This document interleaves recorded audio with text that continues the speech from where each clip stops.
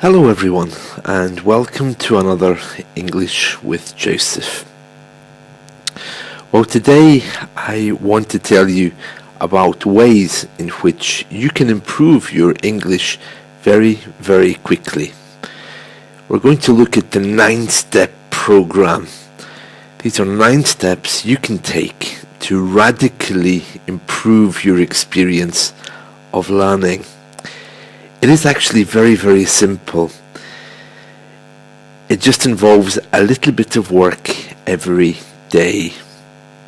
Now, for those of you who look at my website a lot, you'll see there that I have 2 video channels and an audio channel.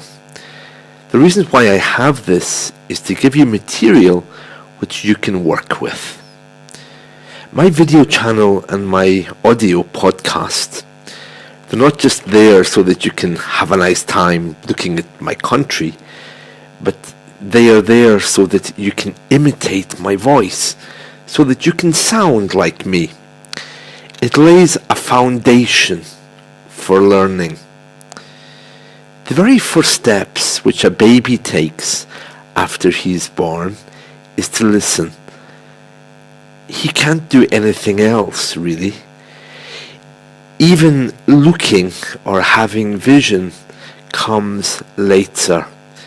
So the very first step of a new life is hearing. Faith comes by hearing is a proverb in English, and it means that if you come to believe in a new thing, then it's going to come by listening to that thing, not by seeing that thing or writing that thing. I have many students, as I told you in my last video clip, who always tell me that they struggle to speak. And that's why whenever I meet a new student who tells me this, I always introduce him to shadowing, which gets you talking with the radio to learn the 50 sounds of English immediately. Shadowing is not about copying words or understanding. It's simply about speaking. You hear the radio and you repeat what you hear. Well, this all fits in nicely to my 9-step program, which I want to show you now. Okay, so I have here a blank board, as you can see. Okay, and I'm going to divide it into 9 squares. Okay, so let me just draw my 9 squares on here. Just one moment.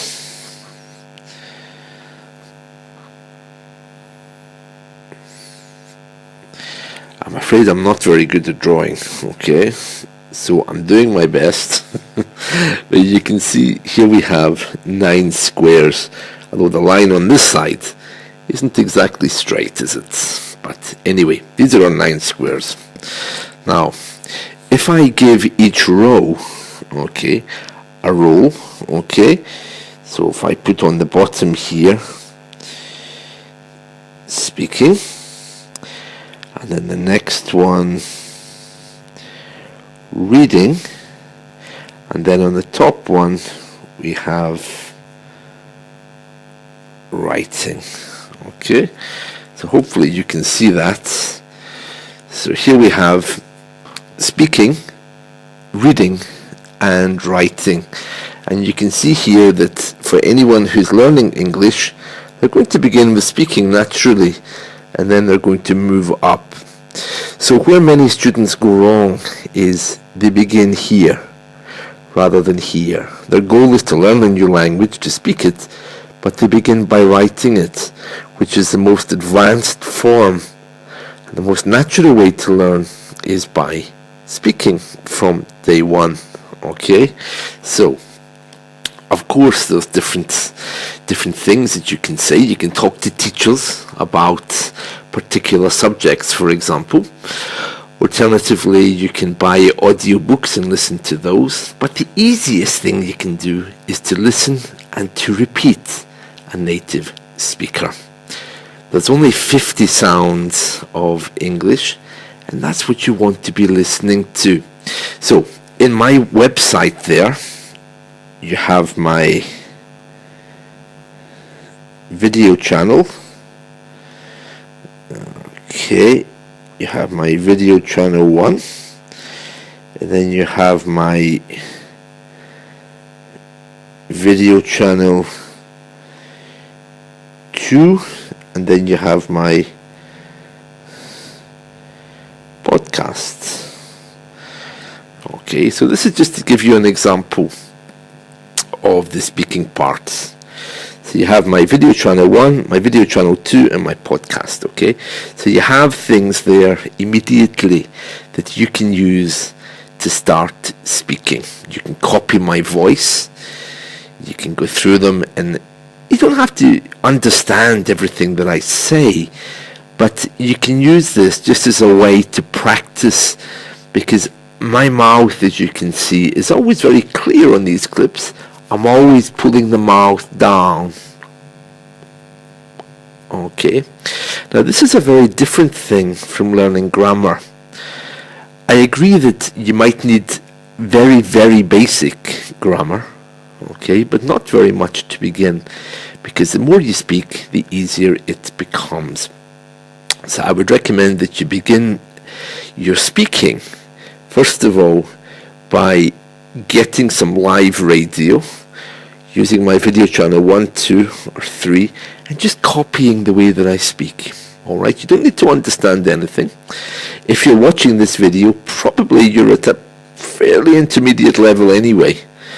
And just to show you how this works, okay, I'm going to put on here 1, 2, and 3.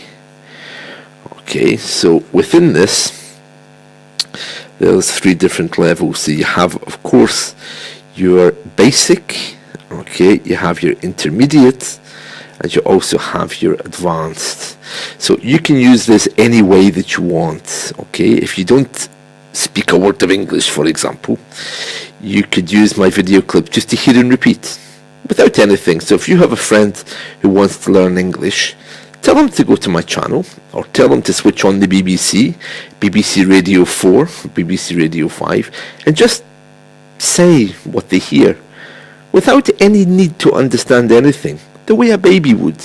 Alright, hear and say, because there's only 50 sounds in English, you know. So that's these 3 points here, okay. And then you have levels 1, 2, and 3. So if you're looking, for example, to go from basic to intermediate, alright, if you're looking to go from basic to intermediate, what you need to do is just ask yourself how you can do that. And if you think just at the moment that you're here, how to get to here, shadow more, because as you shadow more, you'll discover more vocabulary that you probably didn't know, and you'll probably just enjoy the culture of learning about the UK. Alright, so that's the speaking part. So to go from one level to the next, okay, isn't about going from here all the way up to writing immediately. You can just work your way through this, you know. So to give this some kind of method, what you have here is just something focusing completely on speaking. So at this point, you don't need to be writing anything, all right?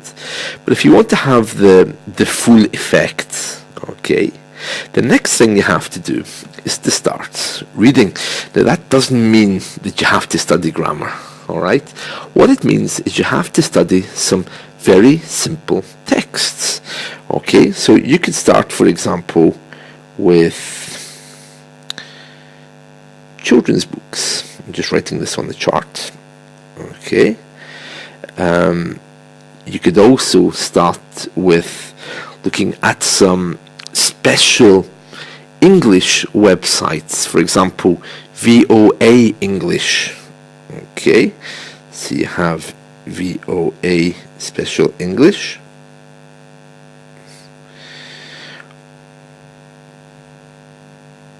okay.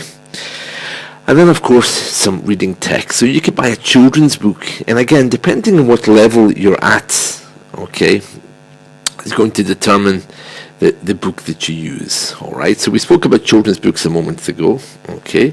So ones like, for example, Watership Down is a good book that you could use. It's a group of rabbits in a field that start killing each other. Lord of the Flies is also very good for an intermediate level. There's loads of resources out there, or you can even get yourself a reader. A reader is an easily translated book, okay, which, for example, Sherlock Holmes has many readers out there which are graded for grade 1, grade 2, grade 3, basic, advanced, intermediate, whatever words you want to call it. Some of them break those numbers down even further into basic level 1, 2 and 3, intermediate level 1, 2 and 3. There's many different classifications out there. So you could buy one of those and work your way through it. Okay, so you can see here what I've written. Okay, so this is the reading part. Okay, and you can see there I've written here children's books, and you could use a website like VOA Special English where you can see the web page and you can write it out, or you can study it to get new vocabulary. Reading is the way that you get new vocabulary, alright? And then here you can buy yourself a special reader. Now again, you have these levels 1, 2 and 3. Okay, so what you can do is, if I just write this down here, 1, 2, 3. Okay, there we are. Now at this point I have to tell you that what you can do is, for example, if you're a level 1 learner and you have very little English, okay, you could spend 10 minutes a day, okay, on your speaking, okay. If you have another 10 minutes, you can spend it on your reading, and you can simply work your way through this chart, okay. And then at the top here we'll come to writing just in a moment, but it doesn't mean that you immediately start here studying grammar. You know, you're not a linguist. Why study grammar? You're not going to use it. And this is again one of the big mistakes that new people who are studying make. Why study something that's not going to be of any use? The children study grammar? No, they don't. Alright, of course you need to have some basics, alright, so you could go on something like Duolingo and do a very quick course for the verb to be, alright, and then you can build on top of that. But your language learning is never going to be centered on grammar. If our languages were centered on grammar, our lives would be a lot easier, but the truth is we all speak colloquial forms of our language which don't reach standard anyway, okay? So you can spend time studying grammar if you're really interested in how the language works, but I don't think there's really much point. It's very good to have a book like Raymond Murphy's Grammar in Use close by, okay, if you really want to, but the best way to do this is to really jump in and get a book, alright? So the books I recommend, firstly, Watership Down, the book about the rabbits killing each other, and I believe there's a second part of that book called Tales from Watership Down as well, and then there's another one called Lord of the Flies, which is maybe a little bit more intermediate as you go on, okay. And then the next thing, of course, is writing. Now you can see here at the moment it's not completed, so when we look at writing, there's a number of things you can do here. Keeping a diary is good, but it gets very dull and it just goes round your own mind. It's better if you can challenge yourself to answer questions. Now again, depending on your level, you could try something like the IELTS exam.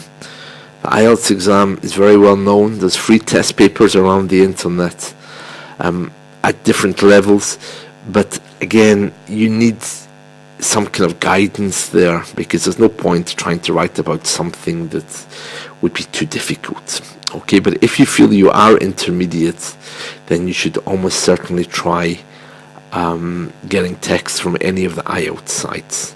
IELTS-exam.net is a very good one. It has lots of questions on there that you can just pick and ask yourself.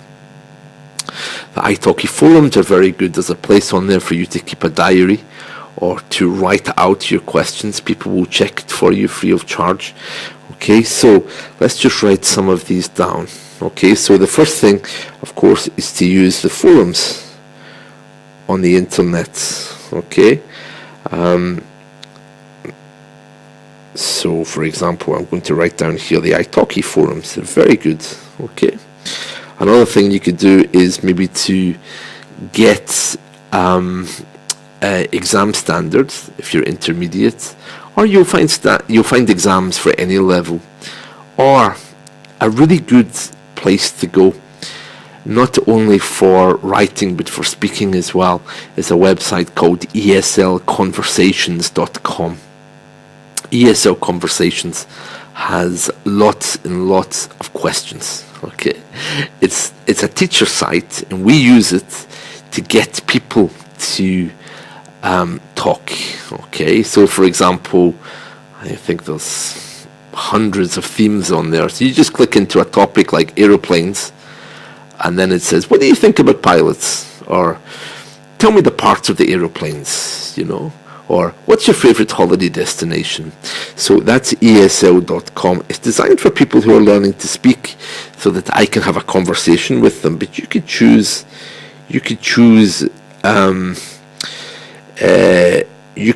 this site to practice your writing as well. So we have the forums, such as italki. We have the conversations list, which ask you lots of questions and you can write out an answer. And then we also have many other sites across the internet that you could use. Okay, so I'm just going to write down here exam exam preparation, and that can be exam level 1, exam level 2, exam level 3. It doesn't really matter. So let's see what we have here. Okay, so if we look at this, okay, you can see here now we have writing. Okay, so forums like italki, you can keep a diary every day if you want, or you can put other questions and answers in there. There's actually I think it's 3 forums in italki now. There's one for questions and answers. Okay, there's one for your own diary, and there's another one if you want to write an article. I think the third one has to be approved by italki. It can take a bit longer. All right, so there's the forums where you can write. There's also the website I was telling you about, eslconversations.com. I think it's all one word, ESL Conversations. Okay, that's very, very good if you are trying to find questions and answers or things to write about. Okay, and then the last one here is exam prep, and that basically means that you can simply pick or choose a level that you think you're at and try a test at that level. Now, when I say a test, you need to understand that there's absolutely no standards here. It's up to you to find the things, or if you come to me, I'll test you. You can ask a teacher to give you a test to try to work out what level you're at. But there's loads of test papers around the internet. Most of you, I'm sure, will have bought grammar books, because that's the way English is sold to us, as grammar, which is very, very sad, because learning grammar doesn't help you to speak, you know. So really, again, let's just go through this. This is a 9-point plan. Okay, now how do you use a chart like this? Well, it's very simple.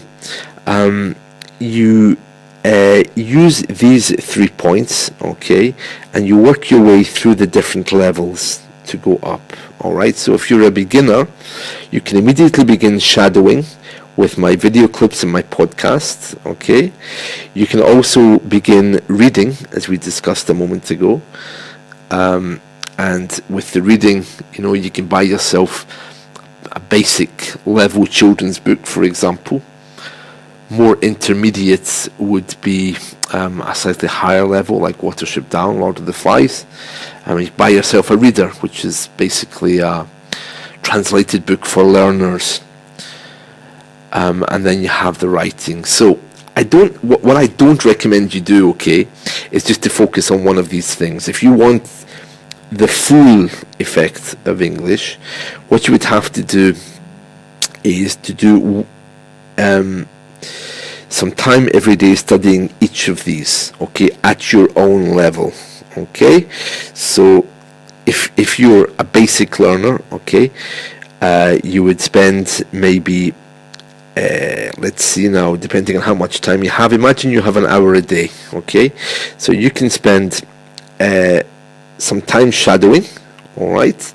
You can spend time watching one of my video clips, okay. You can spend some time on my podcast as well, and you can shadow with my voice, so that's just listening and repeating, all right. So if you were a beginner, that's how you would start there. So in an hour you could do that for maybe 20 minutes, okay.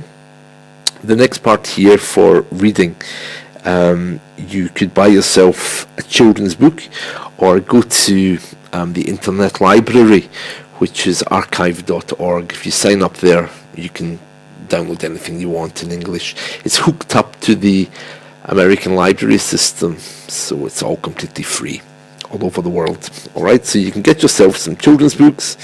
You can also have a look at the website, VOA Special English. If you're a beginner, choose elementary. And then you have a reader, as we spoke about a moment ago, a translated book that you can buy for your particular level. So if you have 20 minutes a day focusing on the speaking part, okay, you have 20 minutes a day focusing on the reading part, that leaves another 20 minutes to write. I hope my maths is okay there. 40 and 40. No, wait. If you do 20 minutes in one, and you do 20 minutes on the other, that takes us up to 40 minutes, which leaves another 20 minutes, doesn't it, to take us up to the hour? Yes. You can see why I'm an English teacher. I'm really rubbish at maths. English people always say that. It's one of our things. Whenever we're talking to each other, oh, maths, don't talk to me about maths. Okay, so that leaves 20 minutes for the writing part, okay, and again, you can look at the italki forums. You can go to this website I told you about, eslconversations.com. If you have a language partner, you can also use that for speaking, but it'll give you some great ideas for writing as well. And then you have your exam preparation, okay, so you can grade yourself using exams. So this is a 9-point plan, all right, and it's important to know that you'd have to incorporate every one of these steps, either speaking, reading, or writing, over the course of your daily practice, okay. Now theoretically, if you were able to spend even 3 hours a day studying, okay, you could be fluent in 9 days. Now I know that sounds really frightening and really scary, but you could easily be speaking within 9 days. You could focus on each one of these in your own time, you know, for you to progress slowly, to cover the speaking, the reading, and the writing, okay, within 1 or 2 months, okay, you would be well on your way to being fluent, as long as you keep progressing through the 1, 2, and the 3, and the 1, 2, and the 3, and the 1, 2, and 3, okay. So the way you can measure that is, if we imagine the bottom line here going all the way over, saying elementary, the next line all the way over going up for intermediate, and a third line for advanced. So you'd be working your way up, okay. So every day you'd be using one of these, but you'd be working your way up to these different levels, okay. So depending on the amount of time you have every day, if you were doing this every day for 9 days and you had the correct material, you could be seriously fluent within 9 days, as long as you stayed away from grammar. I know that sounds a bit strange, but grammar is not going to help you with much. You need to really jump in and swim. Imagine a swimming pool and you're walking around and you want to get in the water because you have in your hand the book, and the book is telling you, well, First of all, to jump into the water, you need to stand like this, and you need to put your hand in the air, and you need to do this, and then once you're in the swimming pool, you should put your hand like this, and your hand like this. Until you actually get into the water, nothing is going to change. Alright, so you have to experience this from the inside looking out, not from the outside looking in. So jump in. If you make mistakes and someone tells you you've made a mistake with speaking, imagine it's a gift. Okay? Because if someone tells you that, it's a sign that you have to get it right. It's a good thing, not a bad thing. So if you're worried about making mistakes, if you're worried about, I don't know, what if I say something wrong? Well, we all say things wrong. We all say things wrong, and sometimes we all do things we're ashamed of. I know when I was learning Spanish, I confused the words peligroso and perdido. Peligroso means dangerous. Perdido means lost. So walking around Barcelona, I remember I asked a few people, excuse me, I'm very dangerous, can you help me? When I wanted to say, I'm lost, can you help me? And of course people would laugh and say, no es peligroso, es perdido. Perdido is the correct word. But of course, these days with terrorism and everything else, I'm not sure the kind of response I would get if I said I am dangerous. So we all make mistakes. It's how we learn. And they're funny. It's how we grow. We watch children doing it. But the important thing is speak, speak, speak. Alright? So if this is your goal, do it. Go on to Hello Talk, a wonderful app. Get a language partner. Go on italki, get a language partner. Arrange to talk every day. Shadow every day, whether you have a language partner or not. This is a way to empower yourself, And I guarantee you, if you do this, if you were to do this for 3, 4, 5 hours a day, within 9 days, you would be up there, right? Fluent. But of course, usually for most people, we simply don't have 3, 4, 5 hours a day to study. We actually have much less. So, just to recap then before we finish, alright?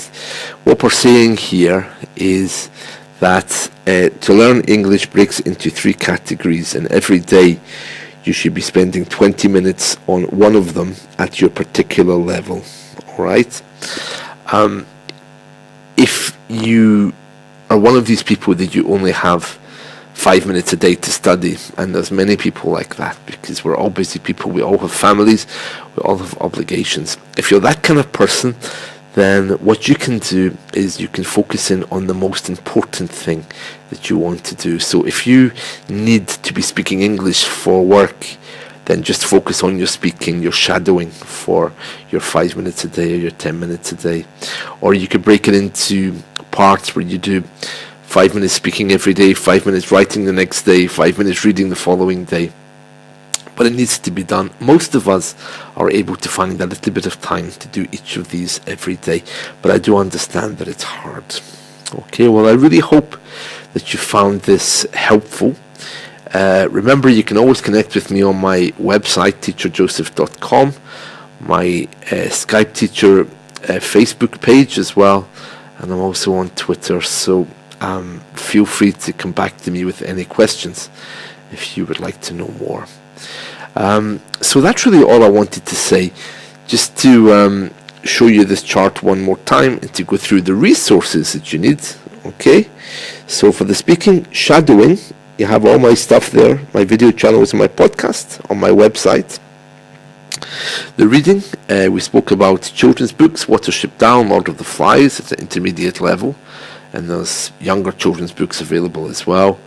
A website like VOA Special English, BBC 6-Minute English at different levels as well, or getting yourself a reader of a translated book into easy English. The writing, you have the italki forums, you have that website eslconversations.com, which can inspire you to write. We're not all writers though, remember that, it's write about what motivates you. I think it's better. And then, of course, there's exam preparations, exams that you can do at every level to make sure you're okay. All right then, so I wish you all a wonderful day. It's been lovely talking with you all. See you soon. Bye-bye now. Bye.